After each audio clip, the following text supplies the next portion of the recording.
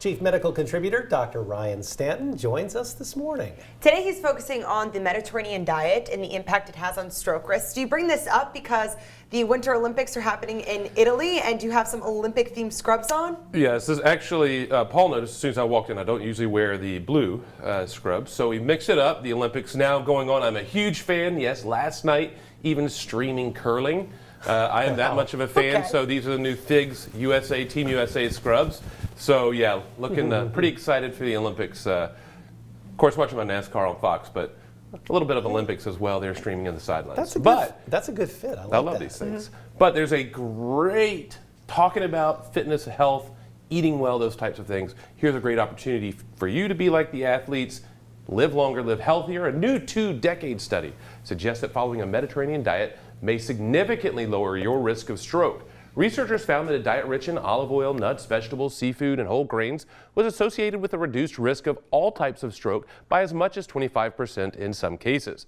The study, published in Neurology Open Access, followed more than 105,000 women in California for an average of 21 years. Participants who most closely followed the Mediterranean diet were 18% less likely to experience any stroke compared to those who followed it the least. They were also 16% less likely to have an ischemic stroke and 25% less likely to have a hemorrhagic stroke, which is a bleeding type stroke.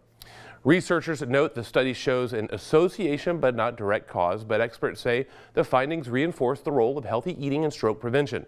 Stroke affects more than 15 million people worldwide each year and remains a leading cause of deaths and disability.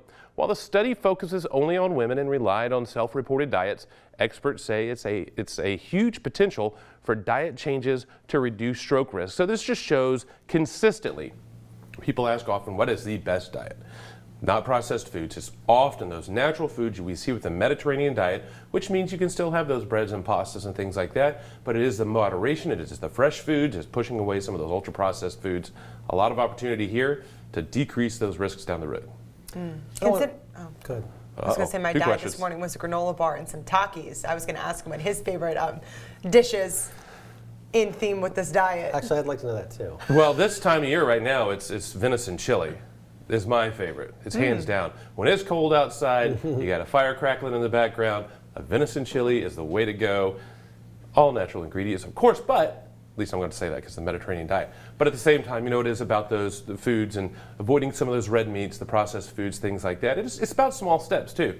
This really wasn't about just completely changing everything and being super strict. It was about small incremental changes to your diet that help long term. No, but pretty much every time I get a physical, that's always in the doctor's notes.